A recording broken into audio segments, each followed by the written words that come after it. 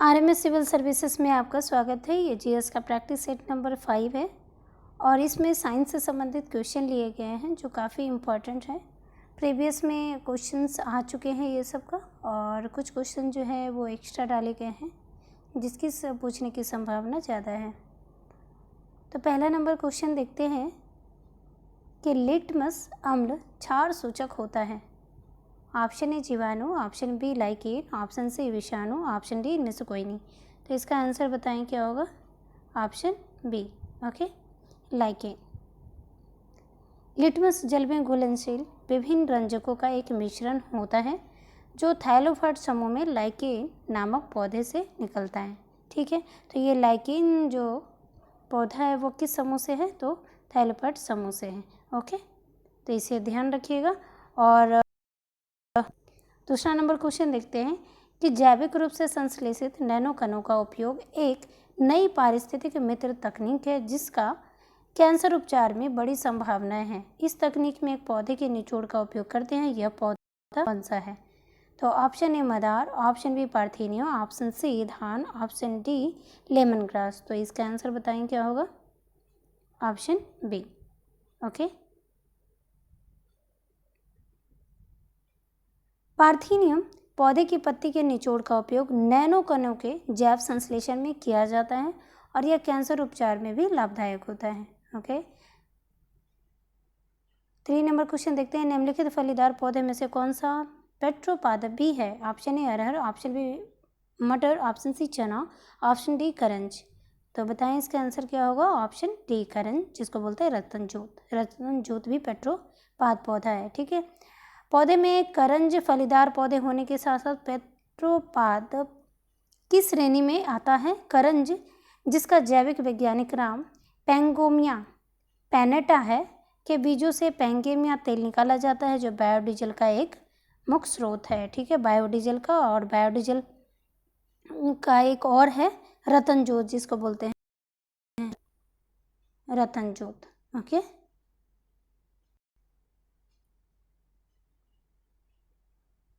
4 number question देखिए कि देश का पहला बायोडीजल संयंत्र कहाँ लगाया गया है? Option A Andhra Pradesh, option B Madhya Pradesh, option C Maharashtra, option D Tamil Nadu. तो इसका आंसर बताएं क्या होगा? Option A, okay, option A.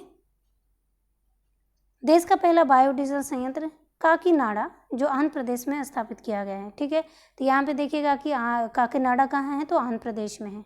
Biodiesel संयंत्र यहाँ स्थापित किया गया है। 5 नंबर क्वेश्चन देखिए कि बायोडीजल बनाने के लिए किस वनस्पति का उपयोग किया जाता है? ऑप्शन ए गन्ना, ऑप्शन बी सफ़ेद मूली, ऑप्शन सी सराय, ऑप्शन डी रतनजोत। तो बताएं क्या होगा?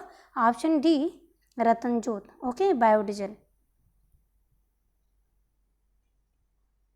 बायोडीजल बनाने में जेट्रोफा रतनजोत नामक वनस्पति का उपयोग किया जाता है। इस पौधे के बीज से बायोडीजल प्राप्त होते हैं जो कि ऊर्जा के रूप में प्रयुक्त किए जाते हैं। ईंधन का महत्वपूर्ण स्रोत होने के नाते इसकी कृषि की तरफ अत्यधिक ध्यान दिया जा रहा है। ओके,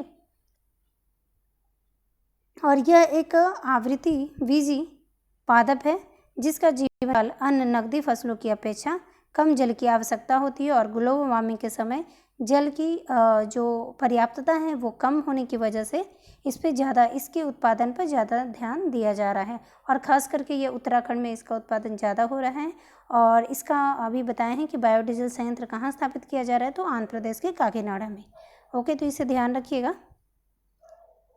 6 नंबर क्वेश्चन देखिए कि ऊर्जा के वैकल्पिक स्रोतों के संदर्भ में एक जैव ईंधन एथेनॉल इनमें से किससे प्राप्त किया जा सकता है? तो ऑप्शन ए आलू, ऑप्शन बी चावल, ऑप्शन सी गन्ना, ऑप्शन डी गेहूँ। तो इसका आंसर बताएं क्या होगा? ऑप्शन सी, ओके, गन्ना से जैव ईंधन एथेनॉल प्राप्त किया जाता है। ठीक है, एथेनॉल बनाया जाता है, गन्ने से बनाया जाता है। और क्या होता है पेट्रोल में, है ना, पेट्रोल में 10, पहले तो 5 था, अब ये 10% की नीति बनाई जा रही है कि पेट्रोल में 10%, अगर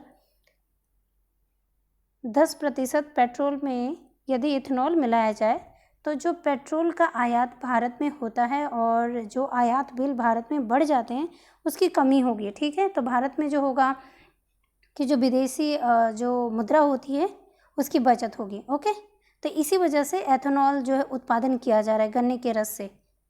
ओके। और इससे क्या होगा, गन्ने के रस से, मतलब कि गन्ने का उत्पादन ज़्यादा होगा तो कृषि जो किसानों की आय 2022 तक किसानों की आय दोगुनी करने का जो लक्ष्य है, ओके, उसकी प्राप्ति होगी। तो आप ये भी देख सकते हैं, इसे ध्यान रखिएगा, 2022 तक किसानों की आय दोगुनी करने का लक्ष्य। मक्का, गन्ना और मक्का से जैव ईंधन एथेनॉल प्राप्त किया जा सकता है। और आपको बता दें कि एथेनॉल का उपयोग कैसे होगा, पेट्रोल में 10% या 5%, पहले 5% था, अब 10% करने की बात कर रही है। ओके। 7 नंबर क्वेश्चन है कि चिलगोजा निम्न में से किस एक प्रजाति के बीज से प्राप्त होता है? Option A pine, option B palm, option C cycas, option D देवदार। तो इसका आंसर बताएं क्या होगा, ऑप्शन ए। ठीक है, पाइन से चिलगोजा प्राप्त होता है और साइकस से क्या है, साबूदाना प्राप्त होता है। ओके। और ये तो जानते हैं कि सदाबहार ये पेड़ है। पाइनस चिरादियाना चिलगोजा पाइन एक जैविक वैज्ञानिक नाम है, जैव वैज्ञानिक नाम है, और चिलगोजा में कार्बोहाइड्रेट और प्रोटीन की अधिकता होती है तथा ये पाइन के बीज से प्राप्त होता है। ओके, तो इसे ध्यान रखिएगा। शीरा अति उत्तम कच्चा माल है। ऑप्शन ए एसिटिक एसिड के लिए, ऑप्शन बी ग्लिसरीन के लिए, ऑप्शन सी पावर एल्कोहल के लिए, ऑप्शन डी यूरिया के लिए। तो इसका आंसर बताएं क्या होगा, ऑप्शन सी पावर एल्कोहल के लिए। ओके। और ये शीत प्रदेश में क्या होता है, पावर एल्कोहल का ज़्यादा उपयोग किया जाता है, क्योंकि ये पावर एल्कोहल जो होता है वो ठंडे देशों में जमता नहीं है। ओके। तो शीरा पावर एल्कोहल के लिए अति उत्तम कच्चा माल है और जिससे गन्ने के रस द्वारा तैयार किया जाता है, तो इसे ध्यान रखिएगा। क्वेश्चन है कि शीतल पेयों जैसे कोला में पर्याप्त मात्रा में क्या होता है? Option A caffeine, option B nicotine, option C tannin, option D rennin. तो बताएं इसका आंसर क्या होगा, option C, option A caffeine होगा। ओके। और निकोटीन तो चाय में होता है, इसे ध्यान रखिएगा। और ये प्रोटीन के पाचन के लिए आवश्यक होता है, रेनिन।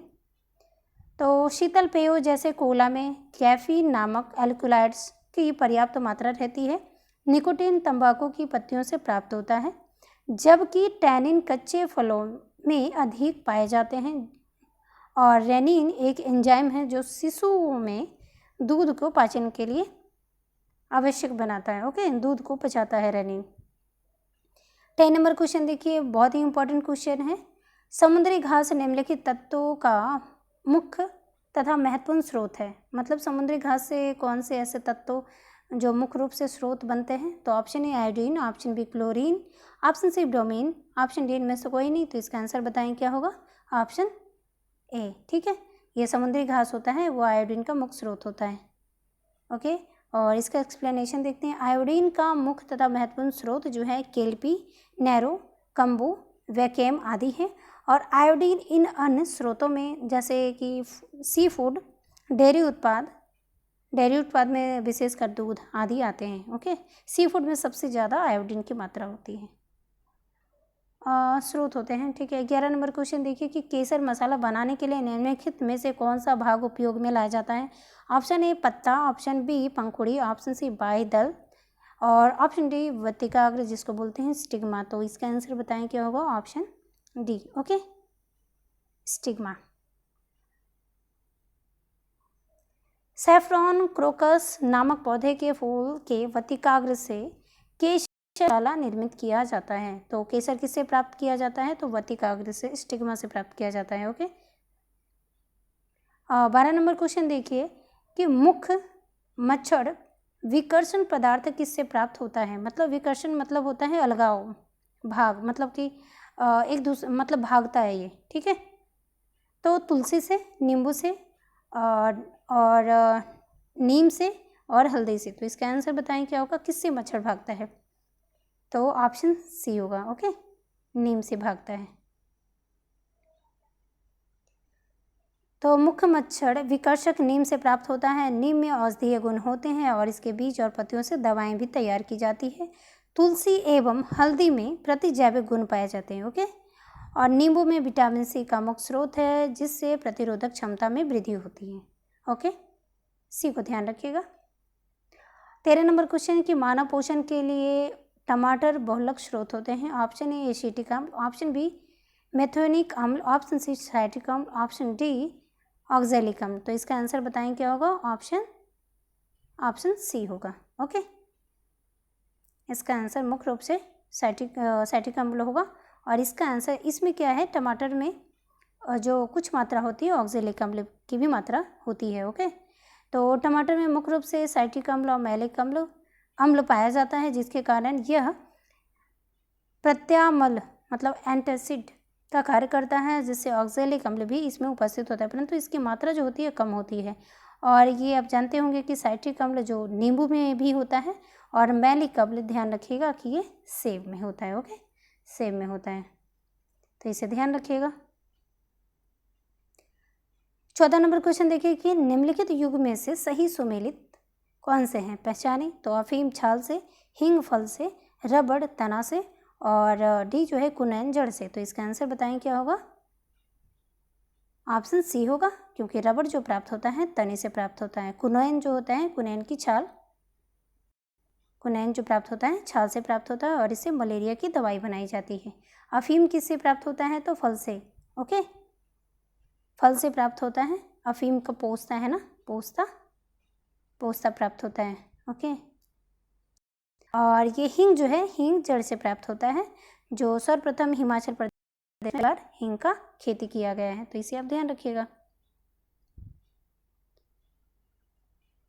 15 नंबर क्वेश्चन देखें, मकड़ियों द्वारा उत्पादित रेशम कहलाता है।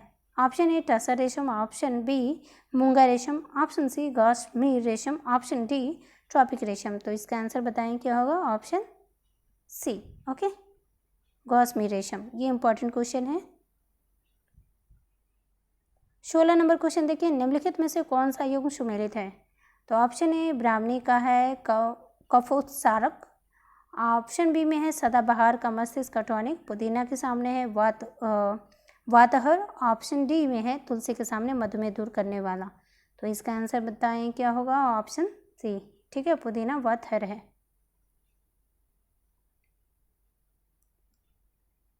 कि ब्राह्मणी को जल निम्ब भी कहते हैं, क्योंकि यह प्रधानतः जलासन भूमि में पाया जाता है, मतलब जहाँ जल होता है।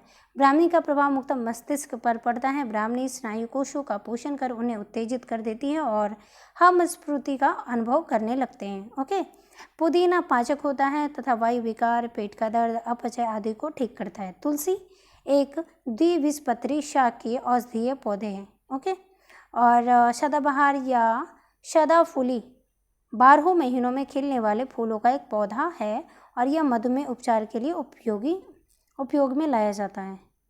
ओके, 18वां क्वेश्चन देखिए, जीवाणु भोजी बैक्टीरियोफेज है। ऑप्शन ए पूछ युक्त जीवाणु, ऑप्शन बी नवनिर्मित जीवाणु, ऑप्शन सी विषाणु को संक्रमित करने वाला जीवाणु, ऑप्शन डी जीवाणु को संक्रमित करने वाला विषाणु। तो इसका आंसर बताएं क्या होगा, ये बहुत ही इंपॉर्टेंट क्वेश्चन है।